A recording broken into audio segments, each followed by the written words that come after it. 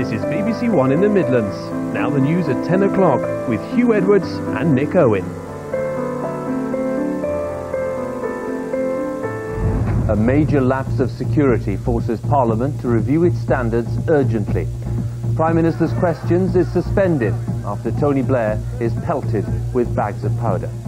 We'll be reporting on the campaigners who staged the protest and on the implications for public access to Parliament. Also tonight, in Iraq, US forces are accused of killing 40 people at a wedding party.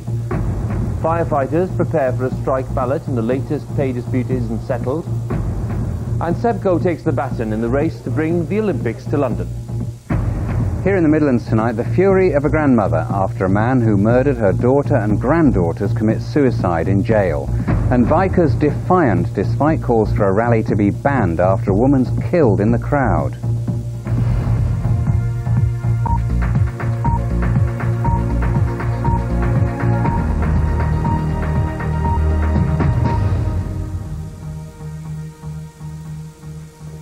Good evening. The Palace of Westminster has suffered its biggest breach of security for several years. Prime Minister's Questions in the House of Commons had to be suspended when Tony Blair was hit by bags of powder thrown from the visitors' gallery. The powder turned out to be harmless, but as MPs pointed out, it could have been very different. Protest was the latest by a group campaigning for equal parenting rights for fathers after separation. There'll now be tougher rules on public access to Parliament. Our chief political correspondent, Mark Mardell, was in the Commons when the protest happened. I wonder why. He was in full flow when a noise from the public gallery turned every head. Una King, in purple, just behind the Chancellor, was closer than most. The second thing that was thrown hit the Prime Minister quite clearly on the back. He was about a metre in front of me, and I was shocked that he had been hit. In all, protesters threw 3 condoms filled with flour dyed purple, but MPs couldn't know what was showering the chamber. I was like a bat out of hell. I was under the gallery, saw it come down and immediately rushed out of naked self-interest, but also to alert the police in the members' lobby. The Prime Minister's instinct was to carry on. He thought the powder was harmless. Others nearby felt their hearts thumping. I copped a fair amount of it. I got pretty much a good coating of it, so it was quite a scary moment. Order! The House is now suspended.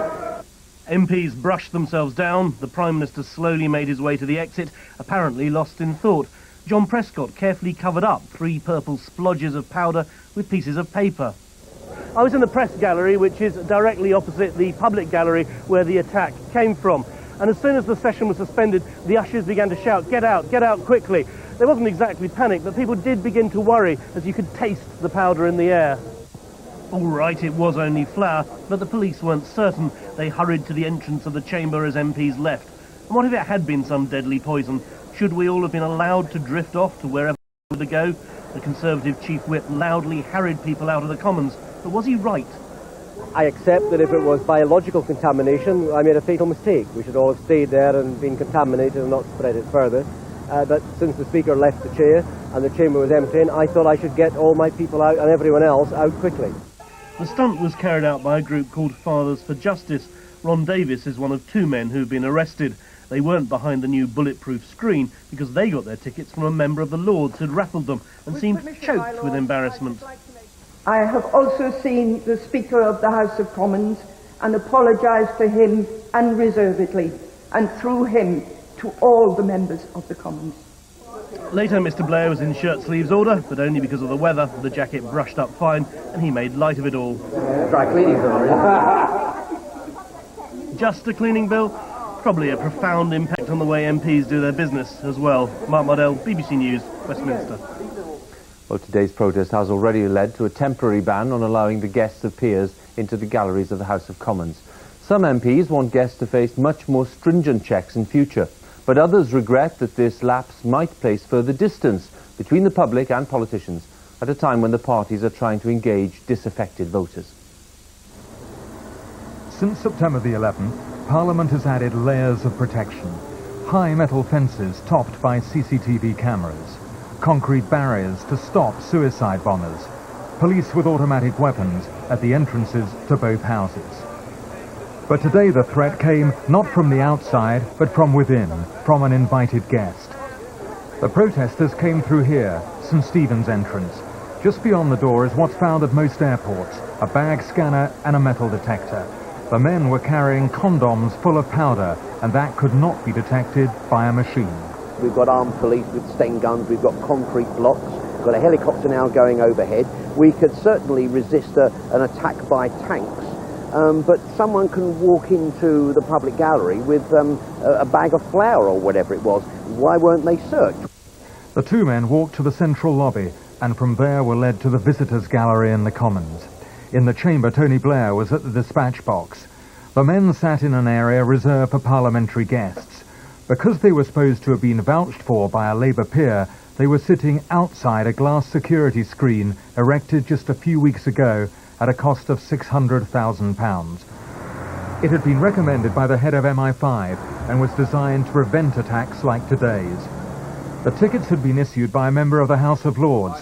They're supposed to certify that guests are known to them, but these tickets were auctioned for charity, a clear breach of parliamentary rules. There are clearly going to have to be other restrictions which will make life more difficult for MPs, their guests and those of peers from the House of Lords in terms of access to the open area of the House of Commons. That's very, very regrettable. Already the rights of peers to sponsor guests in the Commons have been suspended, and some MPs want a full review of Commons security. Simply demonstrates that we do not take security sufficiently seriously in this country. And that's not just a matter for members of Parliament, it's actually a matter for the public at large. Each day, hundreds of people visit Parliament to see their MPs, to lobby, or just out of curiosity. Last year, 130,000 people visited the public gallery in the House of Commons. The issue raised again by today's incident is this: how do you maintain that access whilst keeping Parliament secure? It could have been far worse today. The men could have spread anthrax spores. As one MP said, our Prime Minister's life was put in danger. This must never happen again. Gavin Hewitt, BBC News. Let's talk to Mark Mardell in the central lobby at Westminster. Mark, do you think that this protest today could actually lead to very significant changes in the way things are run there? Yeah, I'm sure it's going to lead to more searches and more people, probably all of us, ending up behind those screens. But I think more than that, it underlined that this place is still run by sort of rather quaint 18th century rules. Consider the Prime Minister wasn't bundled to safety by security men. He ambled out like everybody else. We were told that there were procedures in place, but not one member of the Cabinet or MP that I've spoken to knows what they are. And think about this. Peter Hain, the Leader of the House, last time this was debated, said that if there was a chemical attack, all the doors would be locked, people would be stripped and then decontaminated. Hope they switch the cameras off before they do that, incidentally. But there was no sign of that. And do you really think if the powder was white rather than purple it would have happened? I don't think so. It is, let's face it, a very small percentage of British voters who actually visit Parliament. So do you think the fears about limiting public access have been overstated today? It's certainly what a lot of MPs I speak to say. What they say is that most people get their politics, see what's going on here through television, and if you look up at the gallery most days, most of the people in there are American tourists. So they're very sanguine about this, but it may just, perhaps symbolically more than anything else, be the wrong time to be putting another barrier between the ruled and the people they rule. Mark at Westminster, thank you very much. In Iraq, American military officials are urgently investigating reports that one of their helicopters opened fire on a wedding party, killing as many as 40 people. The incident is said to have occurred in a remote village near the Syrian border. Tonight, officials at the Pentagon said coalition forces had come under attack in the region. They'd returned fire and killed a number of individuals. Matt Fry has the latest details from Washington. At the side of a road in the desert of western Iraq, they're frantically digging graves, at least 20 of them. Less than 24 hours ago, the bodies now wrapped in the blankets were men and women at a wedding reception, and children. Then this happened, according to an eyewitness. We were at the wedding, and a plane came and hit the party, he told reporters. It was 3 in the morning, they killed the whole family and blew up lots of houses. The Pentagon has said it's investigating. These images are a horrible echo of what happened in Afghanistan 2 years ago when almost 50 people were killed at a wedding party. Then the American pilots mistook celebratory gunfire for an attack. Another tragedy, but here the timing is far worse. In Baghdad today, all eyes were on this convention center, the venue for the first court-martial of one of the American guards charged in the prison abuse scandal. Today, these pictures have become icons of shame, and this is the man who took many of them. Specialist Jeremy Sivitz, a reservist from Pennsylvania. He pleaded guilty to 4 counts of abuse, wept as he apologized to the Iraqi people, and then received a maximum sentence of 1 year in jail and a dishonorable discharge. But how far up the ladder does this scandal go? It's a question that simply won't go away. Today, the top generals fighting America's troubled war weren't in Iraq, but on Capitol Hill, summoned by the Senate to answer awkward questions. Explain how the abuse could have happened at this level with this much devastation to our country and no one know about it before January. Well, I think there are failures in people doing their duty. There are failures in systems, and we should have known and we should have uncovered it and taken action before it got to the point that it got to. Another admission, but it won't end the questions, nor, given today's other events, the impression that America is losing its way in Iraq. Matt Fry, BBC News, Washington. And we can talk to Matt right now. Matt, what's the Pentagon saying tonight about this? Well, Hugh, it's a slightly confusing picture. They're saying that they did not target a wedding party, but they are saying that there was a firefight with what they call insurgents and foreign fighters in just about the same location that the eyewitnesses described, and also at about the same time. So obviously something did happen. The Pentagon is basically saying that they've had nothing to do with the deaths at a wedding party, and they're going to continue the investigation. But I'm afraid these questions are going to be with us for some time. And remember, when a similar thing happened in Afghanistan 2 years ago, it was the same sort of story. They said, first of all, there was no firefight involving a wedding party, but then later on they had to admit that there was something like this going on. You said in your report the timing could hardly be worse. What kind of impact could this have on public opinion there if these reports are proved to be accurate? Well, it would be devastating, and even if they're not accurate, it's hard to think that ordinary Iraqis will not believe the initial reports. I think the overall impression is pretty miserable, to be honest. I mean, let's face it, look at some of the questions that have been asked by senior American officials in Washington in the last week. Donald Rumsfeld admitted that there is a risk of civil war in Iraq once the Americans leave. Yesterday, his deputy said that he didn't know how many troops would be needed. And of course, we've only got 40 days left for the handover to sovereignty, and we have no idea who's actually going to run the country after that day. It's not a good picture. Matt in Washington, thank you. Firefighters in Greater Manchester have again been sent home this evening for refusing to operate a new rescue vehicle. The dispute has led to unofficial action by other crews in England. The industry is still trying to recover after last year's pay dispute. Today it was confirmed that ballots would be held for nationwide strikes if the latest pay dispute wasn't settled. Heading for a new confrontation. Blue Watch at Salford sent home tonight as firefighters and their employers reopened their bitter dispute. This was the Flashpoint, an emergency vehicle for handling terrorist incidents. Firefighters are refusing to use it until their pay deal is finally settled. Everyone here wants to be crewing those fire engines and protecting the community of Salford and Greater Manchester, and it seems ridiculous that this can't be resolved over a piece of equipment. And from Greater Manchester, unofficial action spread across much of the country. In Leicester, they were still checking their gear, but refusing to take part in anti-terrorist training scheduled for today. In Cornwall, as in many other brigades, they were only prepared to answer 999 calls. The union sent a top official to Manchester for peace talks, but ended up threatening strike ballots both here and across the country. If the employers don't reach an agreement with us, then we will go back to a conference on the 15th of June, and we will recommend a ballot for industrial action. Here's how last year's pay deal has unravelled. The firefighters say they haven't had all the extra pay they were promised, with the final 3.5% held back. But the employers say modernisation isn't complete. They want more work done overnight, ending so-called stand-down time when firefighters sleep if there are no emergency calls. The firefighters believe they're being blackmailed into unwelcome change. Tonight, the leader of the employers' team insisted the union could still put the deal back on track. All they need to do is to come back, sit down with us, and then we can get this matter settled. and then the firefighters can have their 3.5% pay rise. There's no doubting the huge anger of firefighters, but there's still time to avert an official walkout. The employers meet tomorrow knowing the union's given them 4 weeks to reach an agreement or face a ballot on industrial action. Rory Kaplan-Jones, BBC News. Well, for the latest, we can talk to our correspondent Judith Moritz, who's in Salford. Judith, what are they saying there about this local dispute this evening?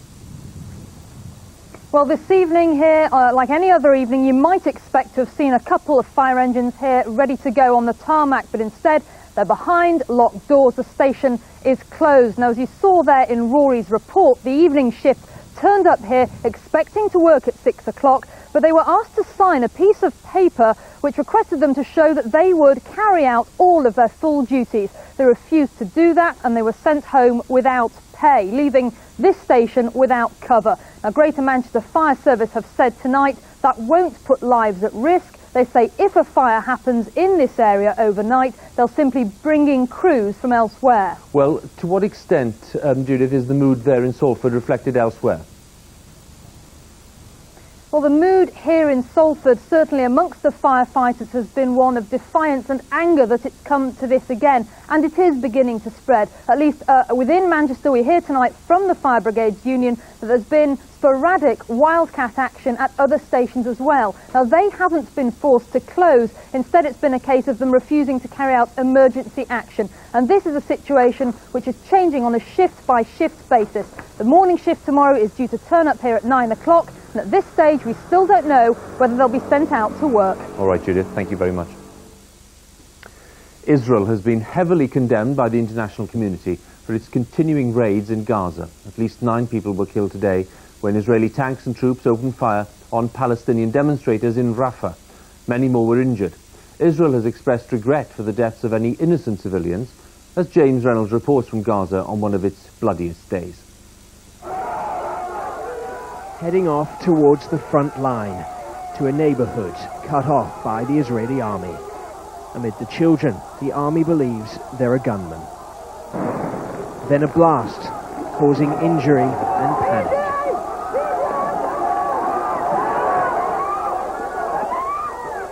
Most try to hide or escape.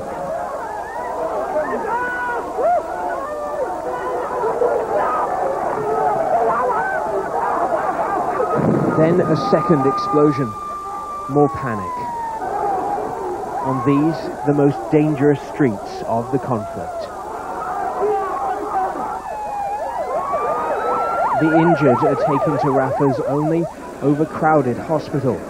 Those here blame Israel for firing directly at the crowd, killing children, as does the Palestinian leader from Ramallah. These are war crimes, Yasser Arafat says. This is genocide. هذه جرائم حرب. Genocide is blood. The Israeli army is in a tough position. It's been here in Rafah for 2 days, searching for tunnels used for weapon smuggling. What happened this afternoon, it says, is regretful. Tank shells were fired towards an empty building, not towards the crowd, in order to deter the Palestinians from approaching. As a result of this fire, it seems that Palestinian civilians were injured and killed. We express our deepest sorrow for the incident. At dusk, the scene of the shooting is quiet. By the side of the road, we meet 15-year-old Mahmoud Zouda, injured in the demonstration. We got to here and the army fired, he says. We tried to get away and then a helicopter fired. And among those here, there is a sense of anger and fear. There's also a sense of helplessness because no one knows exactly what anyone can do against a much more powerful army. Those stuck here now wait and hope for an Israeli withdrawal from this, the desolate end of the Gaza Strip. James Reynolds, BBC News, Rafah. India has a new Prime Minister-elect. Congress Party this afternoon abandoned attempts to persuade its leader, Sonia Gandhi, to take the job and accepted her nominee instead. Manmohan Singh, a former finance minister, will be India's first Sikh Prime Minister. The country's president has invited him to form the next government. Another British civilian has been killed working in Iraq, according to the Foreign Office. Andrew Harris from Aberdare in South Wales was employed as a security guard. He was shot in a roadside ambush near the northern city of Mosul. At least 30 Western civilians, most of them Americans, have been killed in Iraq since March. But despite the dangers, growing numbers are turning up to work there, as John Lyne now reports from Washington. It's a job that's as lucrative as it is dangerous. These are some of the new private army of security guards training for work in Iraq, work for which the military no longer has the manpower. Craig Redinger spent the last year in northern Iraq guarding a construction project. The former Marine has just returned home to San Francisco. He says the risks are worth it. The rewards are high, and they're not just monetary rewards. You have somebody's life in your hands in the most highest threat environment.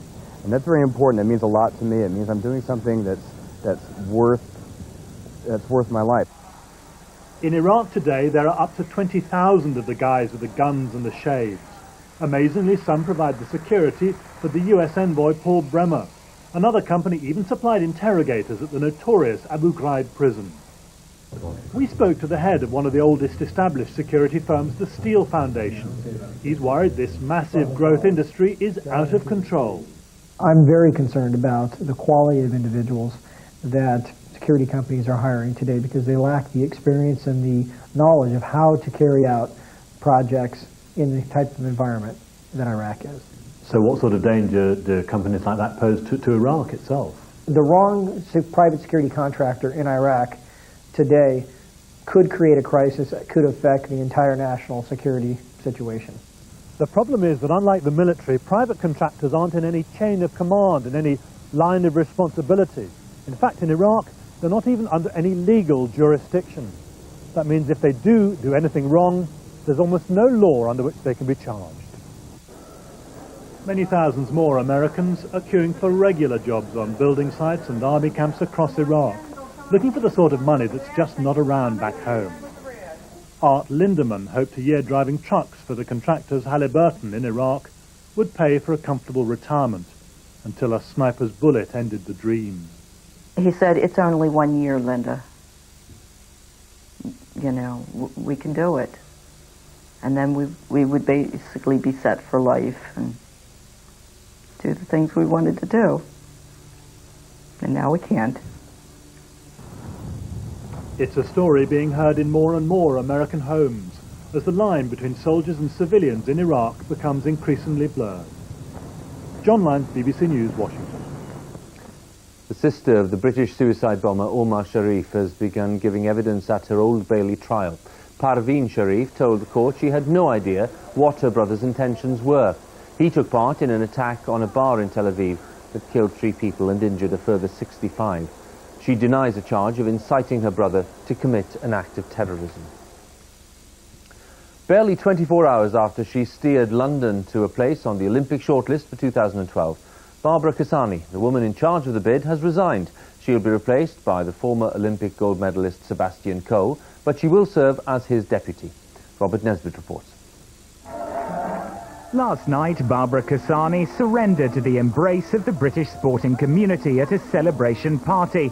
This morning, she shocked them out of their hangovers. By doing just that. I felt that the move was right to shift slightly, not to disappear, not to do anything to lessen my commitment, but... After what she described as months of deliberation, the American businesswoman decided to hand the baton to Lord Coe. The most important thing in any bid is to continually reflect on your own progress. And the one thing that Barbara has always been very good at, given her management background, is monitoring and evaluation, sometimes brutal evaluation. I'm not as skilled and as well known in the international sporting world. I'm getting to know it and I'm enjoying it very much. What we need is someone who is already well known, someone who's already active and a leader, and that's what we have in Seb Coe. Never totally comfortable in the media's eye, from the outset there was criticism an American was waving the flag for Britain. Hi Penny, how are you? But Cassani did approach the job with evangelical zeal. She promises to do the same in her new role, fleshing out London's bid. The man behind the unsuccessful attempt to bring the 2000 Games to Manchester says she's made the right decision. I don't believe it's necessarily helpful to Britain to have an American leading the bid. I mean, we've got problems within the international community, both because of our imperial past, but also because of the war in Iraq. So 24 hours after the celebration, London 2012 has already reshuffled its team. It now has 14 months to convince the Olympic voters that this isn't symptomatic of trouble at the top, but rather the selfless act of London's chief cheerleader. Robert Nisbet, BBC News, The London Eye. We'll be back a little later with the latest on the day's headlines. Now it's time to join our news teams across the UK. Bye for now.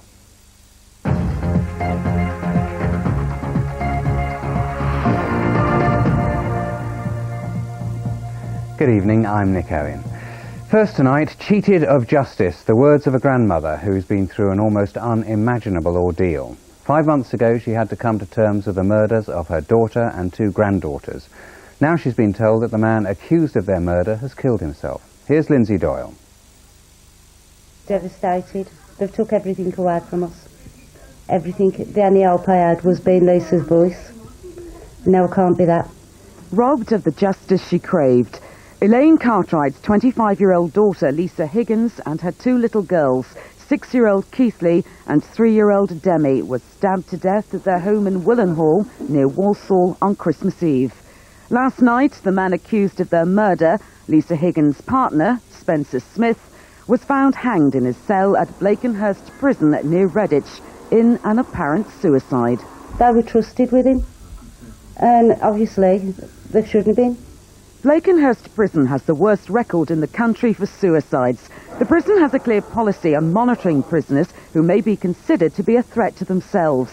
A suicide watch system is broken down to 3 levels. Level 1, the prisoner is under constant surveillance. Level 2, the prisoner is checked every 15 minutes. Level 3, the prisoner is checked every hour. Spencer Smith was on Level 2. I know that we have come out very poorly in the scores for the year of how many deaths have been at Blakenhurst. The staff do act professionally. The management is well aware that it's an issue that needs to be addressed. But for a grieving mother and grandmother, the system has let her down. And West Mercia police have confirmed tonight they're investigating the death of Spencer Smith on behalf of the coroner. As you may have just seen, there were extraordinary scenes in the House of Commons today. The Prime Minister, Tony Blair, was hit by purple powder thrown from a public area and the sitting was suspended. It emerged it was a protest by the group Fathers for Justice, and it seems the tickets had been offered as prizes at a charity auction by a former Newcastle-under-Lyme Labour MP, Lynn Golding. Earlier today, Baroness Golding read out this statement. I regret to inform the House that the people involved in the incident earlier today at Prime Minister's questions were there at my invitation. I am, of course, deeply distressed by this. As your Lordships would expect, I am giving all the information I have to the authorities.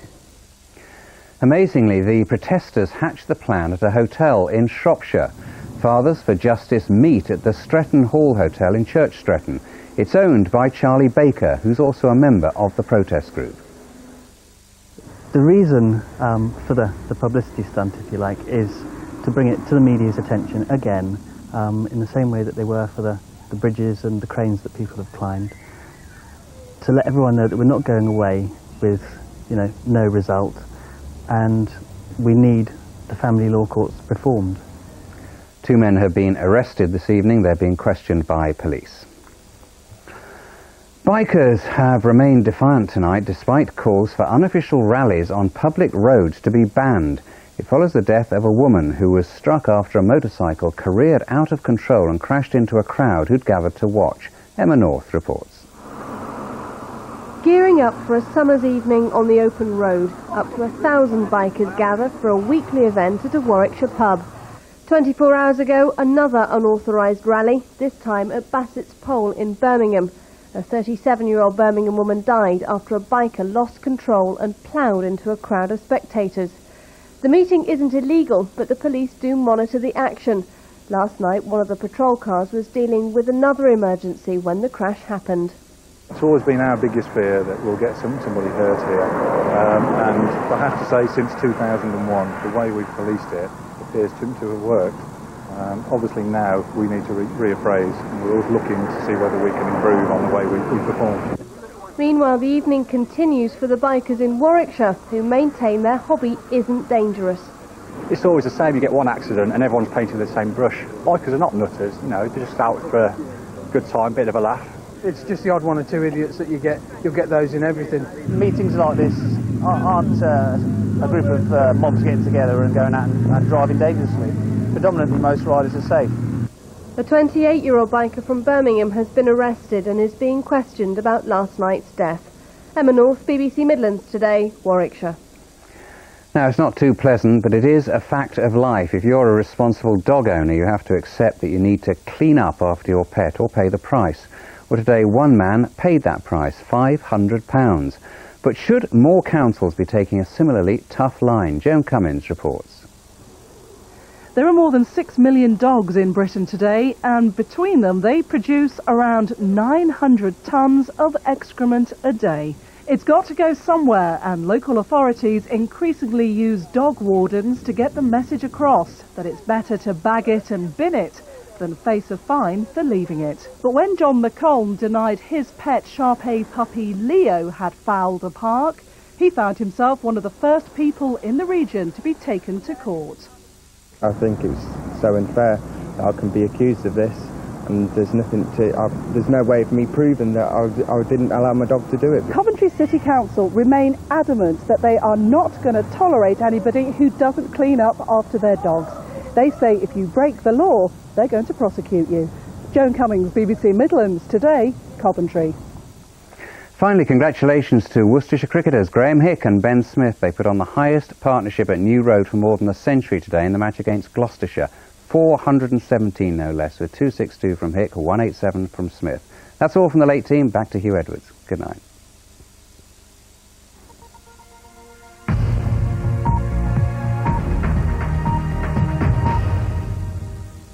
Main news tonight. There's been a major lapse of security at the House of Commons. Prime Minister's questions were suspended after Tony Blair was pelted with bags of powder. In Iraq, American forces have been accused of killing 40 people at a wedding party. Israel has been heavily condemned for the latest raid in Gaza, which killed at least 9 people and injured many others. And in the past few minutes, we've had this news in. The US Secretary of State, Colin Powell, has issued a very harsh rebuke tonight to the Israelis, and he said, and I quote, "The activities of the Israeli Defense Forces in Gaza in recent days have caused a problem, and I think made it more difficult to move forward and get back into the peace process." The words of Colin Powell just a few minutes ago. Newsnight's getting underway over on BBC Two, but from all of us here on the 10 o'clock team, good night.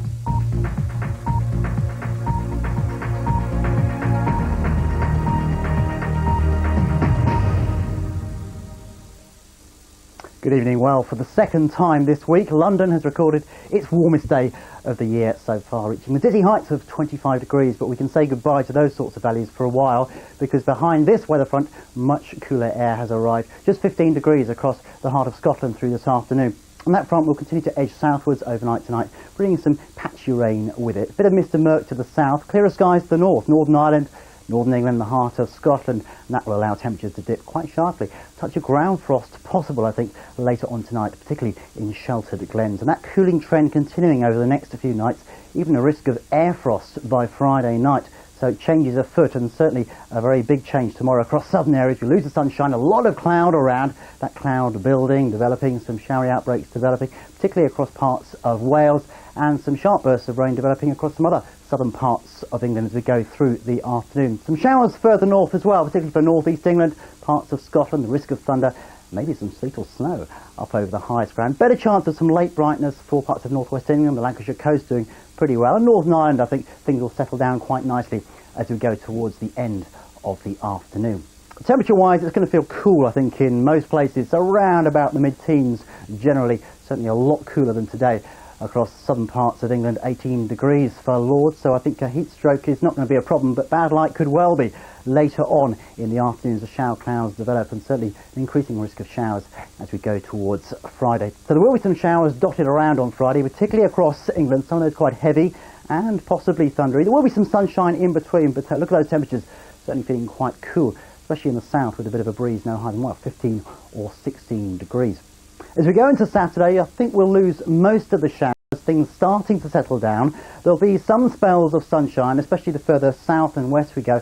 Most of the rain really confined to the far north of Scotland. Bits of cloud floating around, but all in all, not too bad to start the weekend. Those temperatures very slowly recovering as high pressure starts to edge in from the west and settles down over us as we go towards Sunday. So plenty of fine weather again for the second half of the weekend. Some sunshine, some good long sunny spells, I fancy. Those temperatures only very, very slowly recovering up towards the high teens in most places. So we are seeing some changes. Cooler than of late, yes. We'll see some showers for a time. And then as we head towards the weekend, the hope of some sunshine again. Good night. Liam Neeson leads an all-star cast in Rob Roy, next on BBC One.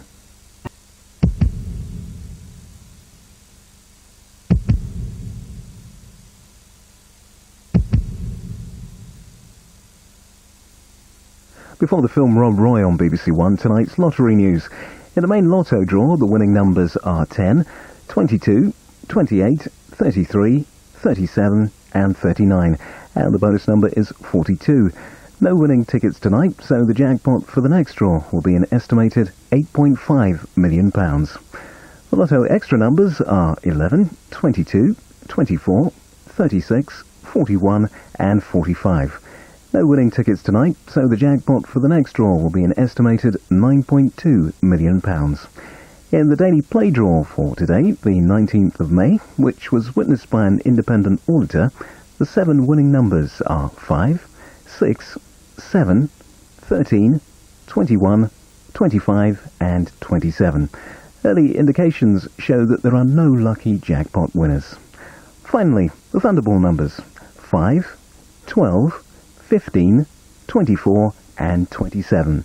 And the Thunderball was 11. There is one jackpot winner tonight. What's your IQ? You, 114.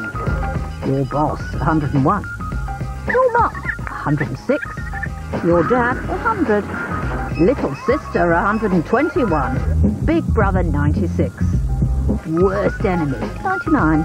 Best friend, 103. How will you score against everyone you know? Join me, Anne Robinson and Philip Schofield for the brand new Test the Nation, the National IQ Test, Saturday at 8:30 on BBC One. Pushed to the limit, the remaining recruits face a new set of challenges. Destination D-Day begins the Sign Zone on BBC One in a few minutes.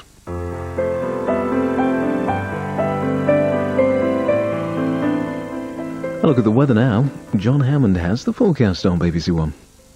Hello there, some changes taking place in our weather back home. Cooler for all of us with some showers around, but much more dramatic weather taking place further east across the globe. We've got a huge lump of cloud currently across the Bay of Bengal and some lumps of cloud further east than that across the Far East. These are all tied in with various major storm systems. We have O2B across the Bay of Bengal. I'll talk about that in a moment, but also Nida and Omais. Let's talk about O2B first. It's already made landfall hitting Myanmar just now. The winds are dying away, but some very heavy rain to come during the course of Thursday. Gradually things should improve by the time we reach Friday.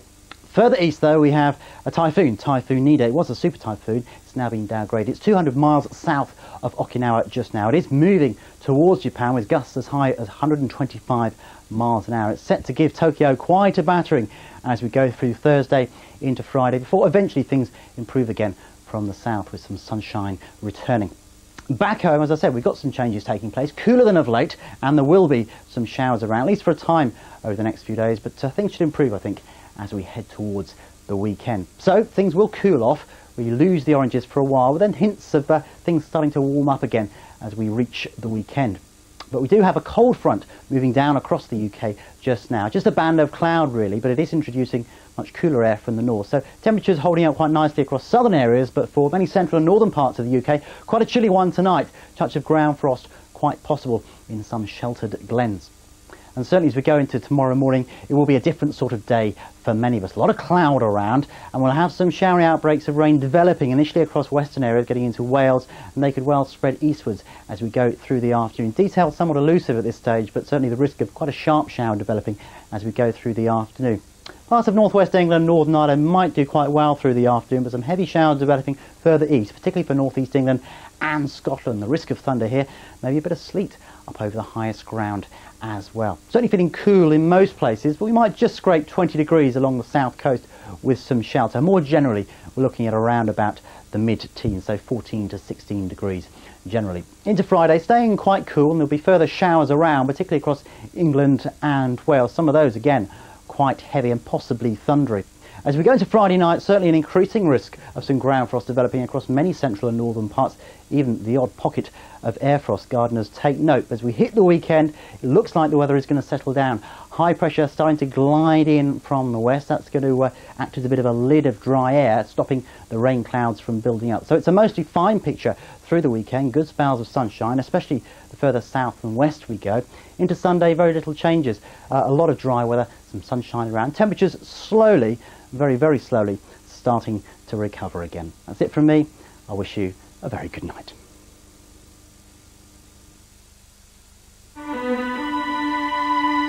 I just saw this guy on the hanging over the side of the bridge sort of thing. It doesn't matter what walk of life you come from. I then looked and thought, no, he's going to throw himself over. If you can spare a few hours a week to help others. And so I thought, well, I'll go and try and stop him. We'd like you to make inquiries. For information about training for the Special Constabulary, the Volunteer Police Service, ring 08457 272 272. Would you care to help? Building a successful business takes get up and go. Stop! Stop! Stop! Resilience. Jim has started and stopped many things. Expertise. Experiences I've got of farming are zero. And advice from any famous mates you have. What's your books and your accounting? I made a hash of that. Well, it can't hurt, can it? Jimmy Spann, next Wednesday at 9 on BBC Two. I'm going to have to go. I'm going to have to put the fire out. Taking on the Cowboys. Why is it so difficult to find a reliable builder? Matt Allwright tackles home improvements in Brastock, Britain. BBC One at 1:50.